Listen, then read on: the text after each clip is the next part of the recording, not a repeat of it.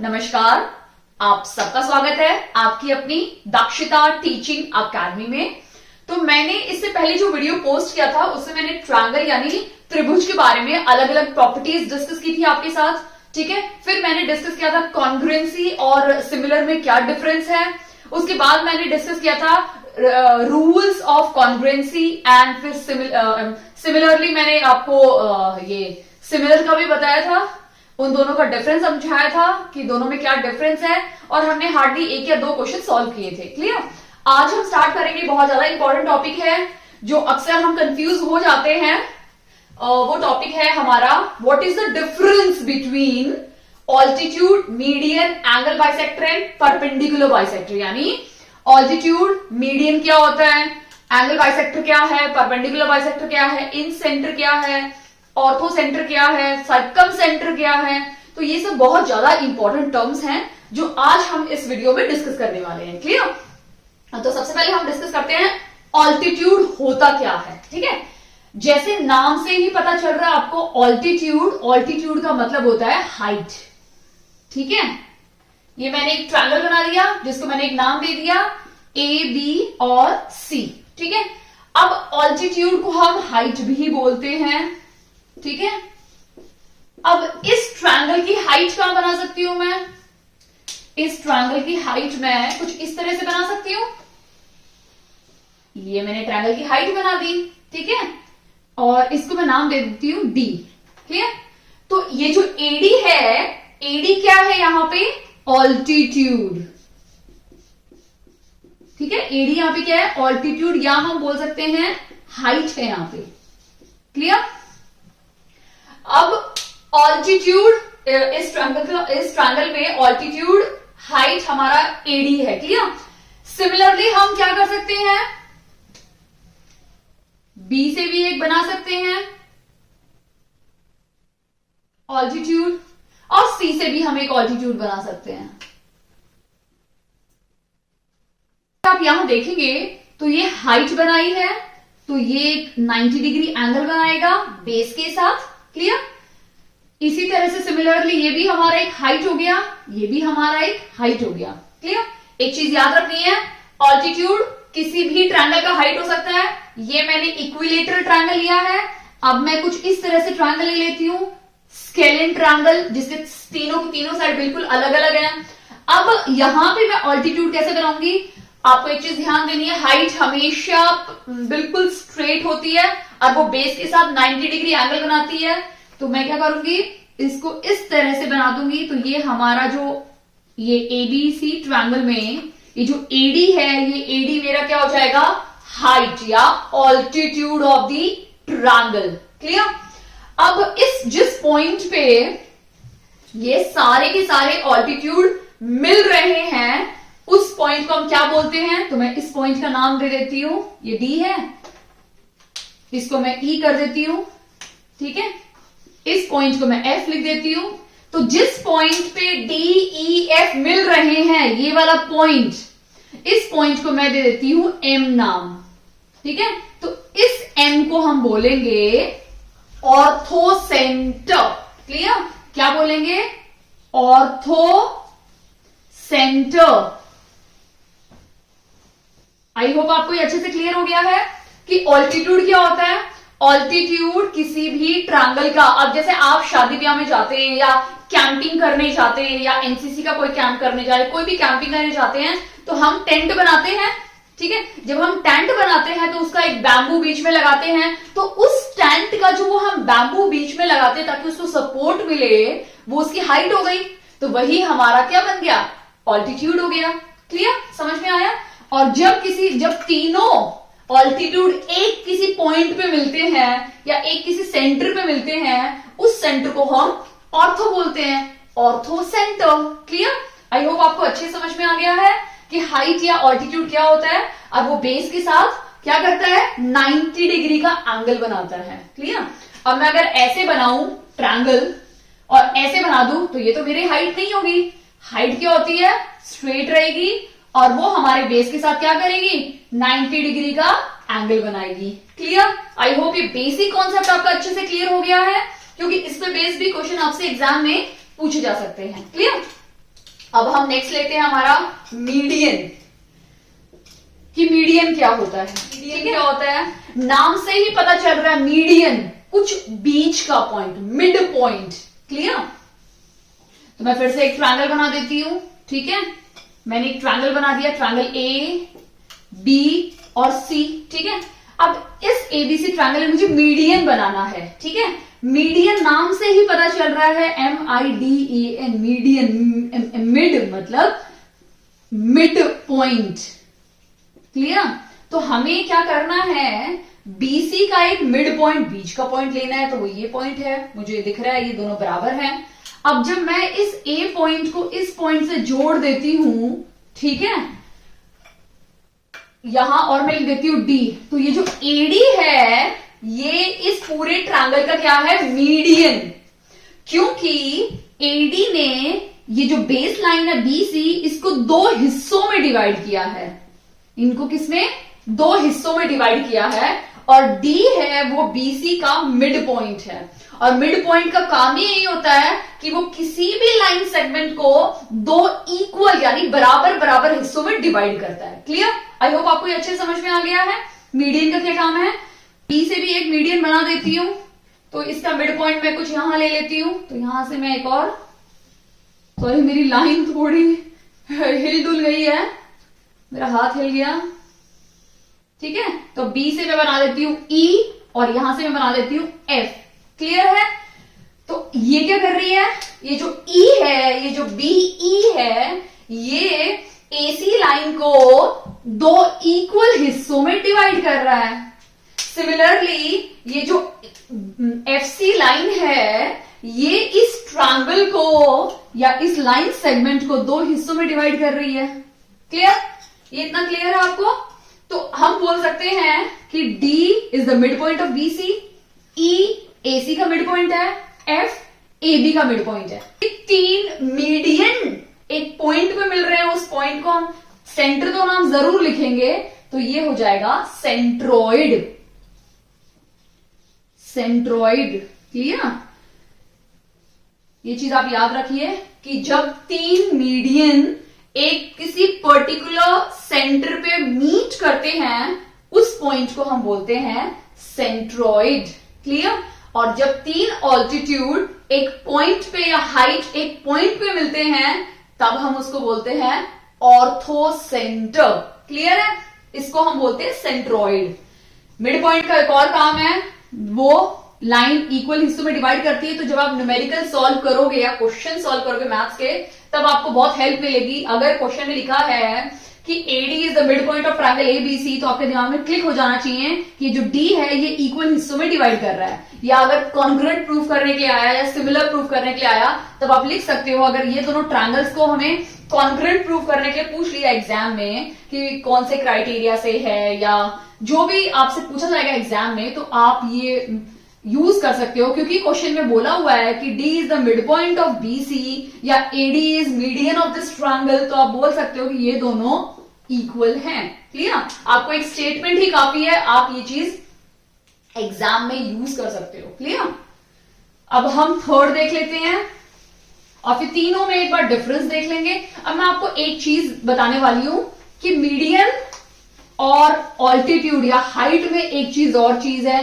ठीक है? अब आप बोलोगे मैम दोनों ही बीच में से बन गई हैं, तो क्या डिफरेंस हो गया? मैं वो डिफरेंस भी आपको बता देती हूं। मैंने ये ट्रायंगल बना दिया, ये मेरा ट्रायंगल है PQR। ठीक है? अब इस PQR ट्रायंगल में हम सबसे पहले देख लेते हैं मीडियन, और फिर देख लेते हैं ऑल्टीट्यूड। ठीक है? अब ऑब्वियस सी बात है, ऑल्टीट्यूड मैंने बोला था कि वो हमेशा क्या बनेगा, बेस से 90 डिग्री एंगल बनाएगा और हमेशा स्ट्रेट रहेगा। क्लियर? तो ये जो ब्लू है ये मेरा क्या है, ऑल्टीट्यूड। अब हम इसी फिगर में मीडियन भी देख लेते हैं। मीडियन मैंने बोला था कि मिड पॉइंट होता है, तो अगर मैं P से बना रही हूं तो P के अपोजिट वाली जो लाइन होती है उसका मुझे मिड पॉइंट देखना पड़ेगा। तो समवेयर यहां पे मिड पॉइंट मुझे मिला है रफली। ठीक है? चलो यहां पे नहीं तो थोड़ा और आगे ले लेती हूँ, रफली। अब मैं अगर इन दोनों को ज्वाइन करती हूं, ठीक है, और इसको मैं लिख देती हूं PQRS, और इसको मैं लिख देती हूं T, तो ये जो PS है ये मेरा क्या आ गया, मीडियन। अब ये जो मीडियन का काम क्या है, ये जो QS है और SR को इक्वल हिस्से में डिवाइड करेगा, यानी QS और SR दोनों क्या हैं, इक्वल हैं मीडियन के अकॉर्डिंग। क्लियर है? आई होप आपको इस फिगर से काफी अच्छे से क्लियर हो गया मीडियन और ऑल्टीट्यूड में क्या डिफरेंस है और क्या चीज आपको देखनी है। अब थर्ड हम देखते हैं एंगल बाइसेक्टर। ठीक है, अगर आप नाम देखेंगे एंगल, ठीक है, यानी किसी एंगल, और बाइसेक्टर आप जब भी वर्ड देखें ना, बाइसेक्टर, बाइसेक्टर का मतलब होता है कि किसी भी चीज को जब हम दो इक्वल हिस्सों में डिवाइड करते हैं तब हम यूज करते हैं शब्द या वर्ड बाइसेक्टर। क्लियर? अब मैंने ये एक और ट्रायंगल बना दिया PQR। ठीक है, अभी मैंने यहां वर्ड यूज किया है एंगल बाइसेक्टर। क्लियर?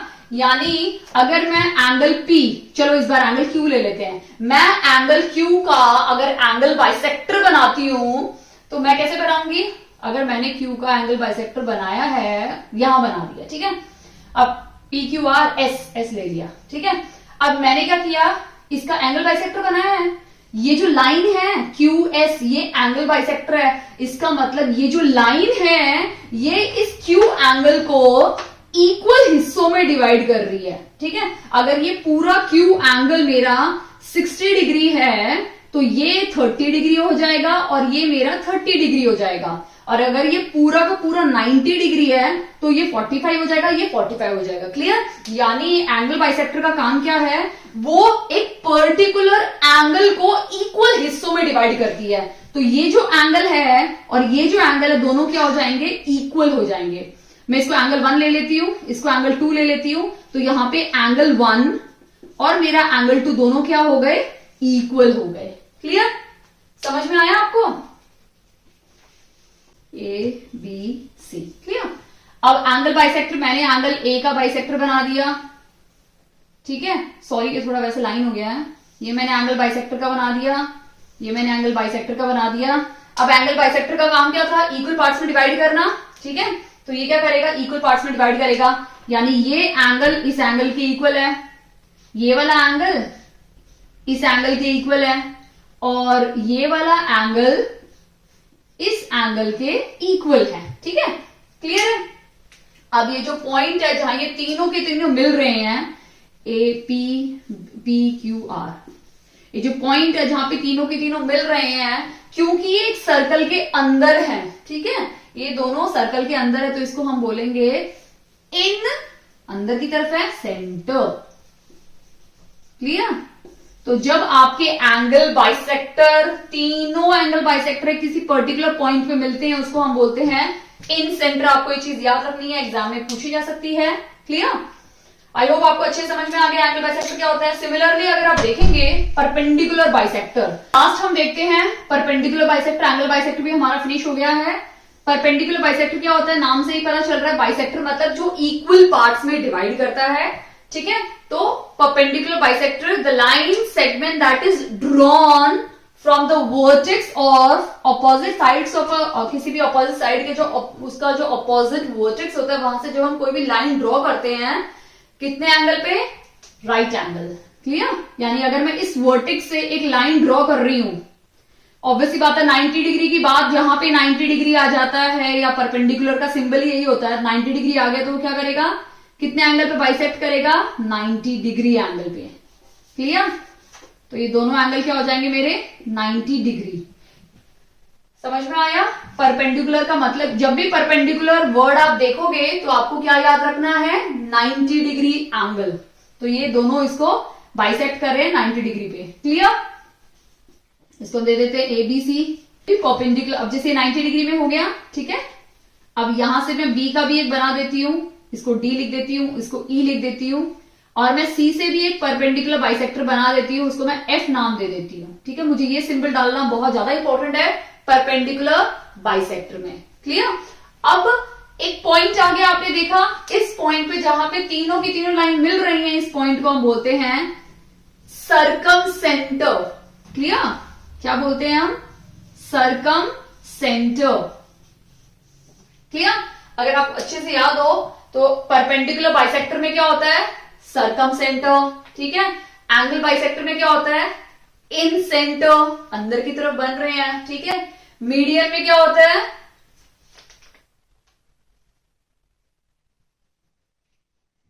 ठीक है, मीडियन में क्या होता है आपका, सेंट्रोइड, क्लियर। एंड ऑल्टीट्यूड में अगर आपको याद हो तो प्लीज मुझे कमेंट सेक्शन में कमेंट करके जरूर बताइए कि जब 3 ऑल्टीट्यूड एक पॉइंट पे मिलते हैं, तो मैंने जो आपको अभी पढ़ाया था, तो आप कमेंट करके मुझे बता सकते हैं अगर आपने ध्यान से सुना हो, क्लियर। तो आई होप आपको अच्छे से क्लियर हो गया है। अब मैं फिर से एक और डायग्राम बना के आपका और अच्छे से डाउट क्लियर कर देती हूँ, क्योंकि ये टॉपिक बहुत ज्यादा इंपॉर्टेंट है, एग्जाम में पूछा जा सकता है, ठीक है। अगर मैं यहां से एक हाइट बनाती हूं, ठीक है, तो ये मेरा क्या हो गया, ऑल्टीट्यूड, क्लियर। क्या है मेरा, ऑल्टीट्यूड या हाइट हो गया, क्लियर। अगर मैं मीडियन बना रही हूं तो इसका सेंटर पॉइंट मुझे देखना पड़ेगा, ठीक है। सबसे डिफिकल्ट हो गया, मैंने नेमिंग नहीं दी, ये एडी हो गया, ये ई कर देती हूं, तो ये जो एई है ये मेरा क्या हो गया, मीडियन, ठीक है। अब एंगल बाइसेक्टर है, तो एंगल बाइसेक्टर ऑब्वियस सी बात है, जो एंगल को इक्वल पार्ट्स में डिवाइड करेगा उसको हम एंगल बाइसेक्टर बोलते हैं। तो ए एफ को मैं ले लेती हूं एंगल बाइसेक्टर, ठीक है। इसका परपेंडिकुलर बाइसेक्टर और ऑल्टीट्यूड ऑलमोस्ट सेम रहेंगे, ठीक है, क्योंकि ये इसको इक्वल पार्ट्स में डिवाइड कर रहा है, क्लियर। आई होप आपको ये कॉन्सेप्ट काफी हद तक क्लियर हो गया होगा। टाइम हमने वीडियो में डिस्कस किया था सिमिलर और कॉन्ग्रुएंट में क्या डिफरेंस है, ठीक है। तो आज हम कुछ उनकी प्रॉपर्टीज देख लेते हैं सिमिलर की, जो बहुत ज्यादा इंपॉर्टेंट है, और उस पे बेस्ड में भी आपके एग्जाम में क्वेश्चन पूछे जा सकते हैं, क्लियर। अब हम लेते हैं 2 ट्रायंगल्स जो बिल्कुल कॉन्ग्रुएंट है, ठीक है। तो मैंने यहां पे ले लिए 2 ट्रायंगल, सॉरी दोनों सिमिलर, ठीक है, सिमिलर ट्रायंगल्स ले लिए, मैंने उनका नाम दे दिया ABC D, ठीक है, PQR एंड S, ठीक है। अब मैं यहां बोल रही हूं कि दोनों के दोनों ट्रायंगल्स जो है वो क्या है, सिमिलर हैं, ठीक है। I am not using the word congruent, मैं कॉन्ग्रुएंट वर्ड ही नहीं यूज कर रही, मैं यहां बोल रही हूं कि दोनों के दोनों ट्रायंगल सिमिलर हैं। तो सिमिलर की प्रॉपर्टीज ये होती हैं कि जब 2 ट्रायंगल बिल्कुल सिमिलर होते हैं, ठीक है, I am not using word same भी यूज नहीं कर रही, मैं सिमिलर वर्ड यूज कर रही हूं। मैंने आपको सिमिलर के एग्जाम्पल दिए थे कि मम्मी और बेटी बिल्कुल सेम कार्बन कॉपी है, ठीक है। अब जब 2 ट्रायंगल सिमिलर होते हैं तो उनकी जो करस्पॉन्डिंग साइड्स होती है ना, वो इक्वल नहीं होती है, बट उनका रेशियो इक्वल होता है। साइड्स का रेशियो इक्वल होता है, वो इक्वल नहीं होती हैं, ठीक है। इसका मतलब क्या, मैं ऐसे लिख सकती हूं, सबसे फर्स्ट मैं समझा रही हूं आपको, AB अपॉन PQ का जो रेशियो है वो इक्वल होगा किसके, BC upon QR, BC upon QR, जो AC अपॉन PR के इक्वल है, एंड AD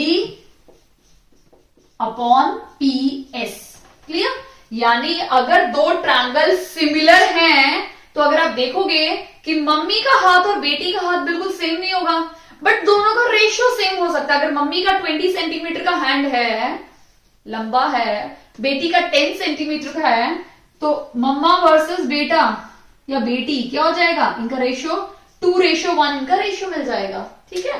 तो अगर इनकी बॉडी का प्रोपोर्शनेट देखोगे तो आपको कुछ रेशियोज में मिलेगा, इक्वल रेशियोज में मिलेगा, क्लियर। जस्ट एन एग्जाम्पल है ये, ठीक है। ये दोनों भुजाएं या साइड्स बिल्कुल भी सेम नहीं है, इनका रेशियो इक्वल होता है जब 2 ट्रायंगल्स सिमिलर होते हैं, ठीक है। सेकेंड हम देख लेते हैं, ठीक है, सेकेंड देखते हैं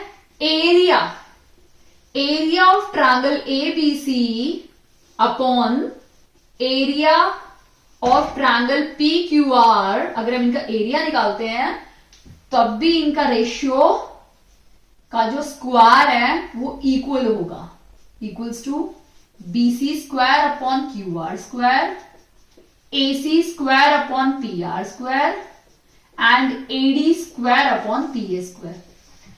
इस बेस्ड हम कुछ MCQ भी करेंगे। और थर्ड है कि अगर पेरीमीटर हम निकाल रहे हैं, ठीक है, perimeter of triangle ABC and perimeter of triangle PQR अगर हम निकालते हैं तो भी इन सबका रेशियो बिल्कुल सेम होगा, A B upon P Q, B C upon Q R, A C upon P R and A D upon P S. अब आप ये बोलेंगे आपको एक चीज याद रखनी है, क्योंकि आप मे भी शायद आप भूल सकते हैं, स्क्वायर हमेशा साइड इंटू साइड होता है, तो साइड का सेंटीमीटर और दूसरी साइड का सेंटीमीटर, सेंटीमीटर टू सेंटीमीटर क्या हो जाता है, सेंटीमीटर स्क्वायर। तो इससे आप याद रखिए कि स्क्वायर में हमेशा स्क्वायर लगेगा, ठीक है, पेरीमीटर में नहीं लगता, क्योंकि पेरीमीटर क्या होता है, आउटर बाउंड्री। अगर इस व्हाइट बोर्ड का आपको पेरीमीटर निकालना है तो आप ये साइड प्लस ये साइड प्लस ये साइड प्लस ये साइड को प्लस कर दोगे, आपको पेरीमीटर मिल जाएगा। बट अगर आपको इस व्हाइट बोर्ड का एरिया निकालना है तो आप इस लेंथ को निकालेंगे, ब्रेड को निकालेंगे और मल्टीप्लाई कर देंगे। क्लियर? अब जो फोर्थ जो मैं आपको बताऊंगी, अगर आप देखेंगे ये साइड और ये साइड बिल्कुल एग्जैक्टली सेम है। अगर मैं एक एक इसको ब्रेक कर दूं, रेशियो को, ए बी स्क्वायर को अगर मैं लिखूं A B upon P Q into A B upon P Q, तो आपको इस तरह के दो रेशियोज मिल जाएंगे, ठीक है। तो हम इसको कैसे लिख सकते हैं, area of triangle A B C upon area of triangle P Q R किसके इक्वल है, perimeter of triangle A B C के स्क्वायर के इक्वल होगा, ठीक है। और इसका भी स्क्वायर के इक्वल होगा। स्क्वायर क्यों होगा, क्योंकि आप इसको ब्रेक करेंगे, दो हिस्सों में आ जाएगा, ठीक है, दो इसमें आ जाएगा, 1 and 2, clear. Area and perimeter में सिर्फ एक ही है, तो आपको इन दोनों को इक्वल प्रूव करने के लिए इसको भी स्क्वायर लगाना पड़ेगा, ठीक है। इसका एक कैंसिल होके यहां पे आ जाएगा, ठीक है। अगर आपको फिर भी डाउट है तो मुझे बता देना, मैं बता दूंगी कि ये हमें कैसे मिला। इट्स वेरी सिंपल, बहुत सिंपल है। आपको देखो लेफ्ट हैंड साइड को हमें इक्वल प्रूफ करना है, मतलब देखना है कि ये इक्वल कैसे होंगे, तो हम क्या करेंगे, इन दोनों को भी इक्वल प्रूफ करना पड़ेगा ना, तो मैं इनको भी स्क्वायर कर दूंगी, सबको इनको मैं स्क्वायर करूंगी, तो मुझे ये पेरीमीटर स्क्वायर भी करना पड़ेगा, मतलब इस साइड भी स्क्वायर और इस साइड भी स्क्वायर करना पड़ेगा। अगर इसको भी पूरे को ब्रैकेट को स्क्वायर करती हूँ, इस पूरे ब्रैकेट को भी स्क्वायर कर, क्योंकि ऑब्वियसली बात है मुझे दोनों साइड मैथ्स में तो दोनों साइड स्क्वायर करना पड़ता है। अगर मैं किसी एक इक्वेशन में +2 कर रही हूं तो मुझे साथ साथ -2 भी करना पड़ेगा, इंटू 2 कर रही हूं तो साथ साथ डिवाइड 2 भी करना पड़ेगा। ये रूल है मैथ्स में, ठीक है। अगर मैं यहां स्क्वायर करती हूँ तो यहां पे भी मुझे स्क्वायर करना पड़ेगा, तो ये दोनों तो बिल्कुल सेम हो गई, तो ये दोनों इक्वल आ गए, this upon this. Clear? I hope आपको अच्छे समझ में आ गया है। क्लियर? अब हम इन पे बेस कुछ क्वेश्चंस करते हैं, कुछ एमसीक्यू, तो आपको और अच्छे से क्लियर हो जाएगा। फिर देखते हैं triangle ABC and triangle BDE are to equal. हमारे पास, अब मैंने आपको इससे पहले वाले वीडियो में अच्छे से समझाया था कि इक्विलेटरल ट्रायंगल क्या होते हैं, जिनकी सारी की सारी भुजाएं सेम होती हैं, एक समान होती हैं। तो यहाँ पे बोला है हम डायग्राम बना लेते हैं, क्योंकि एग्जाम में अगर इस टाइप का क्वेश्चन आता है तो आपको एक बार तो डायग्राम बना के देखना ही पड़ेगा। ट्रायंगल एबीडी एंड बीडीई कुछ ऐसा बनेगा जिसमें बी भी इन्वॉल्व है, ठीक है। Such that D is the mid point of BC, यानी डी मिड पॉइंट है बीसी का, और मैं अगर इन दोनों लाइन को जोड़ दूं तो वो जो एडी होगा वो क्या बन जाएगा, मेरा मीडियन, क्योंकि मिड पॉइंट से ज्वाइंट हो रहा है तो वो मीडियन बन जाएगा। क्लियर? तो हमें इस तरह से एक ट्रायंगल बनाना है बीडीई। क्लियर? अब हमें इन दोनों का रेशियो निकालना है, तो मैंने आपको फॉर्मूला बताया था, मैंने आपको एक फॉर्मूला बताया था कि हमें इनका एरिया का रेशियो निकालना है, find the ratio of area. तो फॉर्मूला क्या था वो, area of triangle ABC upon area of triangle BDE, पहले बी आएगा ना, सॉरी, बीडीई क्या हो जाएगा हमारा, साइड का रेशियो। अब कौन सी साइड लेनी है वो हमें देखना पड़ेगा, ठीक है। क्वेश्चन में बोला हुआ है कि डी मिड पॉइंट है बीसी का, ठीक है, और मिड पॉइंट का काम क्या होता है, वो किसी भी एक लाइन सेगमेंट को इक्वल पार्ट्स में डिवाइड करता है, यानी ये जो डी है ये इस लाइन को बराबर हिस्सों में डिवाइड कर रहा है। क्लियर? तो क्या मैं लिख सकती हूँ, बीसी जो लाइन है वो किससे मिलके बनी है, बीडी प्लस डीसी से मिलके बनी है, BD प्लस DC से मिलके बनी है, ठीक है, क्योंकि ये दोनों तो बिल्कुल सेम है। इसके मुताबिक जो BD है और जो DC है ये दोनों बिल्कुल इक्वल है, ठीक है। तो मैं ऐसा करती हूं, क्योंकि हमें DC की जरूरत है ही नहीं, हमें तो BD की जरूरत है, तो मैं इसको भी BD लिख देती हूं। तो BD प्लस BD, 2 BD हो गए, 2 BD, ठीक है। तो ये BC किसके इक्वल है, 2 BD के इक्वल है। हो गया इतना क्लियर है आपका। अब हम यहां साइड लिखने हैं तो हम वही साइड लिखेंगे जो ऑलरेडी हमें पता है, इक्वल्स टू। तो ABC के लिए मैं कौन सी साइड लिखूंगी, BC, तो BC स्क्वायर लिख दूंगी, क्योंकि एरिया में स्क्वायर आएगा, पेरीमीटर में स्क्वायर नहीं आएगा, अपॉन BDE, इसके लिए मैं BD वाली लाइन लिखूंगी, ये वाली लाइन लिखूंगी, BD स्क्वायर, ठीक है। अब BC क्या है, 2 टाइम्स BD है, तो मैं लिख दूंगी 2 टाइम्स BD होल स्क्वायर, और नीचे भी BD होल स्क्वायर, ठीक है। अब इसको 2 का स्क्वायर हो जाएगा, 4 BD स्क्वायर हो जाएगा, और नीचे BD स्क्वायर है, दोनों कट गए, तो क्या बचा, 4:1, ये हमारा आंसर आ गया। तो यानी ऑप्शन नंबर बी इसमें हमारा राइट आंसर है। क्लियर, आई होप आपको अच्छे समझ में आ गया है। अगर पेरीमीटर पूछा होता तो ये स्क्वायर नहीं आता, तो आपका रेशियो क्या बन जाता है इसमें, 2 टाइम्स, ये हट जाता, तो ये दोनों कैंसिल होकर क्या बनता रेशियो, 2:1। तो 2:1 किसका होता है, पेरीमीटर का, बट एरिया पूछा है तो रेशियो क्या हो जाएगा, 4:1। क्लियर, तो इस टाइप के क्वेश्चन आपके एग्जाम में पूछे जा सकते हैं, ठीक है। अब नेक्स्ट क्वेश्चन देखते हैं हम लोग। दिया हुआ है जिसमें एंगल ए और half angle B plus angle C का सम दिया हुआ है, ठीक है। यानी इसका पूरे का ये सम दिया हुआ है, लेकिन एक चीज याद रखनी, यहाँ पे हाफ एंगल बी है और हमें एंगल बी का ही मेजरमेंट निकालना है, क्लियर। तो हम वही लिख देते हैं, angle A plus half angle B plus angle C, clear. कितना दिया हुआ है, 140 डिग्री, क्लियर। अगर आपको अच्छे से याद हो तो मैथ्स में हम क्या करते हैं, कोई भी चीज ऐड कर सकते हैं साइमल्टेनियसली, यानी हाथों हाथ उसको सब्ट्रैक्ट भी करना होता है। तो हमारे पास हम इस क्वेश्चन में क्या करेंगे, हम इसको इस तरह से लिखेंगे, angle A plus angle B plus angle C, ठीक है। यानी मैंने इस हाफ को क्या किया, 1 बना दिया, यानी हाफ बी को पूरा बी बना दिया, और फिर मैंने माइनस हाफ एंगल बी भी कर दिया क्वेश्चन में से, क्लियर। क्योंकि ये हाफ, ये प्लस हाफ है ना, ठीक है, इसको मैंने पूरा करके हाफ से माइनस भी कर दिया। समझ में आया आपको, क्योंकि जब भी हम कोई सॉल्व करते हैं तो हमें +2 अगर ऐड कर रहे हैं तो हमें साथ साथ -2 भी लिखना पड़ता है, ठीक है। प्लस कोई भी वेरिएबल टर्म लिख रहे हैं तो उसके साथ साथ हमें एक माइनस, सेम बस साइन चेंज करके वो टर्म लिखनी ही पड़ती है सॉल्व करने के लिए, क्लियर। तो यहाँ पे मैंने माइनस लिख दिया। अब आपको ये अच्छे से पता है कि एंगल ए बी सी तीनों का सम क्या होता है, 180 डिग्री। तो मैं यहाँ पे लिख देती हूँ 180 डिग्री, ठीक है, minus half angle B is equal to 140 degree, clear. अब ये वहां जाएगा तो क्या हो जाएगा, माइनस, तो माइनस एंगल बी, ये वहां जाके माइनस हो जाएगा तो हमें -40 मिलेगा, ये माइनस माइनस कैंसिल हो गया, तो एंगल बी क्या हो जाएगा, यह हाफ है, वहां जाके क्या हो जाएगा, इनटू, तो 80 डिग्री। तो एंगल बी हमारा क्या है, 80 डिग्री, क्योंकि वहां जाके इनटू हो गया। मैंने लिखा है half angle B is equal to 40 degree, वहां जाएगा तो मल्टीप्लाई हो जाएगा ना, क्लियर। तो हमारा राइट आंसर क्या है, option number C, okay. Question number 3 है, if 3 angles of a triangle, अगर एक ट्रायंगल के जो 3 एंगल्स हैं वो दिए हुए हैं हमें क्वेश्चन में।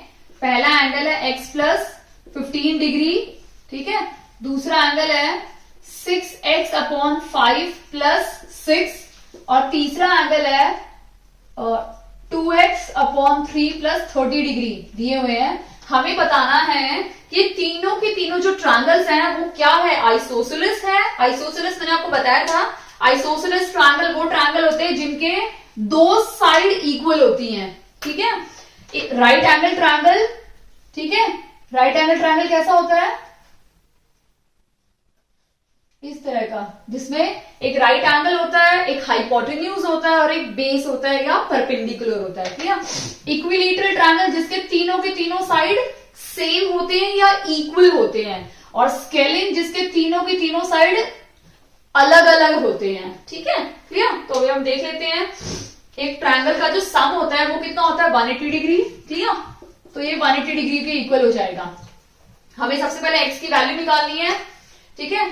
कैसे निकालेंगे एक्स की वैल्यू? यहां से हम वेरिएबल टर्म को पहले ले लेते हैं। 15, 30 प्लस 15 45, 45 प्लस 6 51, तो उस साइड चला जाएगा 51। तो हमारे पास क्या बचेगा? Plus 2x plus 3 is equal to 180 minus 51, clear. ये हो गया। इनका एलसीएम ले लेते हैं। 5 3 15, ठीक है, तो 15x हो जाएगा, प्लस 5 से डिवाइड किया 3 बचा, 6 3 18x, प्लस इसको से करेंगे 5 5 2 10x, क्लियर। इसको से माइनस करेंगे तो क्या मिलेगा हमें? 10 में से 1 गया 9 9, ठीक है, 2 1 129, क्लियर। अभी हम इनको सॉल्व करेंगे तो क्या निकलेगा हमारा? ये 20, ये दोनों 25 हो गया, 35 45 44x upon 15 is equal to 129, ठीक है। तो x क्या हो जाएगा? 129 इंटू 15 डिवाइड बाई 44। किसी टेबल से जाएगा ये? 3, गड़बड़ तो नहीं हुई यहाँ पे? ओके, यहां मिस्टेक है, यहां 3 आएगा, रादर देन मैंने 4 लिख दिया, 43, ठीक है। तो ये कैंसिल हो जाएगा।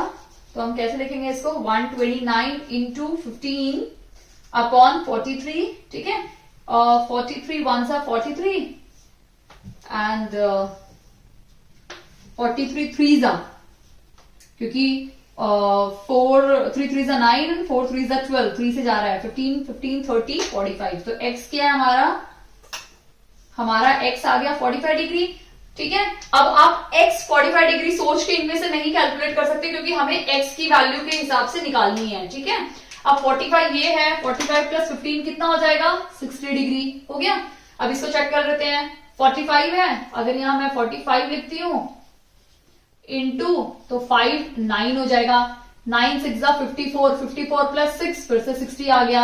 अब जब दो 60 हैं तो इसका मतलब हमारे ये ऑप्शन नंबर बी कैंसिल हो गया, ऑप्शन नंबर डी कैंसिल हो गया। अब अगर तीसरा हमारा अलग आ जाता है तो आइसोसेलेस है, और अगर तीसरा भी 60 डिग्री आया तो इक्विलेटरल है, ठीक है। क्या था? 45 45 2 90 हो जाएगा ये, ठीक है। और 3 से कैंसिल करेंगे तो 30 आएगा, 30 प्लस 30 60, यानी जब तीनों ही एंगल हमारे 60 60 60 डिग्री है, इसका मतलब क्या है? इक्विलेटरल ट्रायंगल, जिसमें सारे के सारे साइड हमारे क्या होते हैं? सेम होते हैं, क्लियर। या एंगल हम बोल सकते हैं, सारे के सारे एंगल सेम होते हैं इक्विलेटरल ट्रायंगल में, क्लियर। 60 60 60 तीनों सेम एंगल है, तो हमारा कौन सा ट्रायंगल होगा? Equilateral triangle, clear. I hope आपको अच्छे समझ में आ गया है। अगर इन बिटवीन कोई भी डाउट होता है, वो तो मैंने कैलकुलेशन मिस्टेक मेरा हो गया था, अदरवाइज अगर इन रादर देन कैलकुलेशन अगर कोई डाउट हो तो प्लीज मुझे कमेंट सेक्शन में कमेंट करके जरूर बताइए, okay. One of the 3 angles of a triangle, मतलब एक ट्रायंगल के, ठीक है, हम इनको नाम देते थे ABC, ठीक है। क्वेश्चन नंबर 4 कर रहे हैं। वन ऑफ द 3 एंगल्स, यानी तीनों में से कोई एक एंगल की बात हो रही है, ठीक है। One of the 3 angles of a triangle is twice the smallest angle, ये 2 गुना है छोटे एंगल का, and the other angle is 3 times the smallest angle, ठीक है। तो अगर हम इस C को स्मॉलेस्ट एंगल ले लेते हैं, ठीक है, 1, तो ये 2 गुना बड़ा है, और ये तीसरा वाला 3 गुना बड़ा है, 3 टाइम्स द स्मॉलेस्ट वन। जब भी वर्ड आएगा ना 3 टाइम्स, तो टाइम्स का मतलब होता है मल्टीप्लाई, ठीक है। यानी अगर सबसे छोटा एंगल को मैं एंगल 1 ले लेती हूं, या 1 ले लेती हूं, उसका रेशियो 1 ले लेती हूं, तो ये था इसका डबल, और ये था इसका 3 गुना, ठीक है। अभी हमें क्या निकालना है? लार्जेस्ट एंगल, जो सबसे बड़ा एंगल है वो निकालना है, यानी हमें यहाँ पे एंगल बी निकालना है, क्लियर। एंगल बी निकालना है हमें। इसका कैसे निकालेंगे? इनका रेशियो दिया हुआ है 3:2:1 दिया हुआ है, तो 3 + 2 + 1 इज इक्वल टू कितना हो जाएगा? 180 डिग्री होगा ना। तो ये 3 4 5 6 हो जाएगा, 6 वहां जाएगा, x लगा लो सबके आगे, तो x की वैल्यू क्या हो जाएगी? x क्या हो जाएगा हमारा 180। मैं थोड़ा अच्छे से सॉल्व कर देती हूं, ठीक है। तो 2x plus 3x plus x is equal to 180 degree हो गया, ठीक है। अब इन तीनों को ऐड कर दूंगी तो क्या हो जाएगा 6x is equal to 180 degree. तो x की वैल्यू क्या आ गई 180 डिवाइड बाय 6, ठीक है 30 डिग्री, ठीक है। यानी सबसे छोटा एंगल हमारा क्या है 30 डिग्री, ठीक है। उसके बाद का एंगल कौन सा है ये वाला, तो 30 इंटू 2 60 डिग्री और ये है 90 डिग्री। क्लियर, हमें तीन एंगल मिल गए 30, 60 या 90। तो सबसे बड़ा एंगल कौन सा है यहाँ पे 90 डिग्री, सबसे छोटा कौन सा है 30 डिग्री। तो ये हमारा स्मॉलेस्ट है। अगर एग्जाम में पूछेंगे स्मॉलेस्ट तो आपको ये आंसर देना है, अगर लार्जेस्ट पूछा तो आपको लिखना है 90 डिग्री। तो हमारा जो राइट आंसर है वो है option number B. Clear, I hope आपको अच्छे से समझ में आ गया कैसे निकालना है इसका। इस तरह से रेशियो ले लो और आपको आंसर निकल जाएगा। क्लियर, अब हम क्वेश्चन नंबर 5 देख लेते हैं। क्वेश्चन 5 में क्या दिया हुआ है कि एबीसी एक ट्रायंगल है जिसमें क्वेश्चन दिया हुआ है 3 टाइम्स एंगल ए जो 2 टाइम्स एंगल बी और 6 टाइम्स एंगल सी के इक्वल है और हमें निकालना है एंगल ए की वैल्यू। इस टाइप का कोई क्वेश्चन देगा तो उस टाइम पे हमें क्या करना है एलसीएम लेना है। अगर आप देखेंगे 3, 2 का एलसीएम 6 होता है, 3, 2, 6 तीनों का एलसीएम अगर आप लोगे तो हमें 6 मिलेगा, ठीक है। तो हम क्या करेंगे 6 से डिवाइड कर देंगे, 6/3 एंगल ए डिवाइड करोगे तो आपको 2 मिल जाएगा, ठीक है। प्लस ये डिवाइड करो 6, 2 एंगल बी, इसको डिवाइड किया तो आपको 3 मिल गया। इसको डिवाइड करेंगे तो आपको क्या मिल जाएगा एंगल सी मिल जाएगा। क्लियर, तो हमें क्या मिल गया यहाँ पे 2 angle A plus 3 angle B plus C. समझ में आया। अगर आप यहाँ पे रेशियो देखोगे तो यहाँ पे भी रेशियो कैसे बन रहे हैं 2, 3, 1 का रेशियो बन रहा है। 2, 3 और यहाँ कुछ भी नहीं है तो 1 का रेशियो बन रहा है। अगर हम 2, 3, 1 का रेशियो देखें इज इक्वल टू 180 डिग्री तो ये क्या होगा 6x is equal to 180 degree. तो x की वैल्यू क्या हो जाएगी 30 डिग्री। मिल गई हमारी x की वैल्यू 30 डिग्री, इसको हम x लिख लेते हैं यहाँ पे। अगर हमारा x 30 है तो हमें किसका निकालना था एंगल a का निकालना था। तो 30 इंटू 2 है ना इंटू, तो 2 से इंटू कर देंगे तो 30 इंटू 2 कितना हो जाएगा 60। तो हमारा जो आंसर है वो क्या है 60 डिग्री। क्लियर, समझ में आया। हमने डिवाइड इसलिए किया ताकि हमें एक सिंगल शॉर्टेस्ट वैल्यू मिल जाएगी क्योंकि ये इन सबके इक्वल, सॉरी यहाँ इक्वल था मैंने प्लस लिख दिया, प्लस नहीं है इक्वल है, फिर हम इन तीनों को ऐड करेंगे। क्लियर, आई होप आपको अच्छे समझ में आ गया एंगल ए की वैल्यू। अब हम नेक्स्ट क्वेश्चन देखते हैं। The sides of a triangle are in ratio. Question number 6 में दिया हुआ है साइड्स किसी भी ट्रायंगल की रेशियो में दी हुई है, हमें निकालना है। अब यहाँ पे क्या बोला है ऑप्शंस में अगर आप देखेंगे तो यहाँ पे बोला है acute angle, obtuse angle, right angle and. तो आपकी कंडीशन अगर आपको याद हो मैंने आपको कंडीशन बताई थी कि अगर एक्यूट एंगल ट्रायंगल की क्या कंडीशन थी कि आपका जो सी स्क्वायर है that should be lesser than A square plus B square. जब आप ऐड करोगे इनका दोनों का सम, स्क्वायर का जो सम है वो थर्ड साइड के से ज्यादा होना चाहिए, ठीक है। राइट एंगल में क्या था, राइट एंगल ट्रायंगल में क्या था ये इक्वल होता है प्लस बी स्क्वायर के। और ऑब्ट्यूस एंगल ट्रायंगल में क्या था, ऑब्ट्यूस एंगल ट्रायंगल में क्या था कि जो सी स्क्वायर का जो सम है वो ग्रेटर होगा दोनों के स्क्वायर के सम से। क्लियर, आई होप आपको ये अच्छे से क्लियर और याद भी है जो मैंने अपनी सबसे फर्स्ट वीडियो में आपको समझाया था ये वाला रूल, ठीक है। तो वही हम यहाँ पे अप्लाई करेंगे। क्लियर, अब यहाँ पे सबसे बड़ी साइड है तो ऑब्वियसली बात है यहाँ पे ए क्या है हमारा 4, बी 5 है एंड सी क्या है हमारा 6, ठीक है। सी हमारा है 6। तो अभी हम इसको सॉल्व करेंगे तो इसका स्क्वायर क्या हो जाएगा 16, इसका स्क्वायर 25 और इसका स्क्वायर 36, ठीक है। अब रूल के अकॉर्डिंग क्या है 36 के इक्वल अगर 16 और 15 मिल गए तो हम देखते हैं क्या साइन लगता है 25 आएगा, सॉरी। इन दोनों को ऐड करेंगे तो क्या होगा 6 + 5 1 एंड 2, 3 एंड 4 41, ठीक है। और यहाँ पे है 36 तो ऑब्वियसली बात है 41 बड़ा है तो ये साइन कुछ इस तरह से लग जाएगा। तो इस साइन के जैसे कहां पे है सिर्फ फर्स्ट वन में ही है, इसी से मैच हो रहा है। क्या मैच हो रहा है यहाँ पे, ये मेरा सी स्क्वायर है, जो लेसर है सम ऑफ स्क्वायर्स, ठीक है, ये इसके इक्वल है, यानी हमारा जो राइट आंसर है वो क्या है, एक्यूट एंगल ट्रायंगल। ये इसी को फॉलो कर रहा है, इसी को सेटिस्फाई कर रहा है, इसलिए हमारा जो आंसर है वो है acute angle triangle, right answer है। क्लियर? तो इस तरह से आपको ये रूल अप्लाई करने हैं तीनों के, राइट एंगल ट्रायंगल का भी, ऑब्ट्यूज एंगल ट्रायंगल का भी और एक्यूट एंगल ट्रायंगल का भी। ठीक है, एग्जाम में कुछ भी पूछा जा सकता है, तो आपको ये रूल अप्लाई करके देखना है। अगर वैल्यू इक्वल आई तो वो राइट एंगल ट्रायंगल होगा, अगर सी आपका ग्रेटर आया तो ऑब्ट्यूज एंगल ट्रायंगल होगा, और लेस आया जैसे इस क्वेश्चन में आया है तो आपका होगा एक्यूट एंगल ट्रायंगल। क्लियर?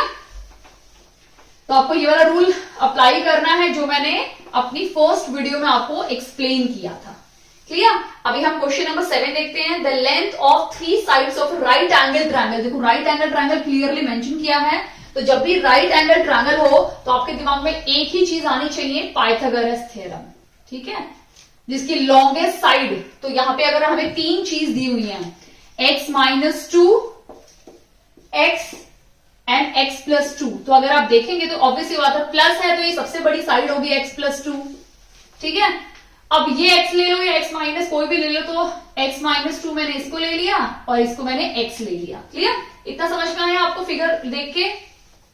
ये मेरा क्या है, हाइपोटेन्यूज है, ये मेरा परपेंडिकुलर बेस है और ये मेरा है परपेंडिकुलर।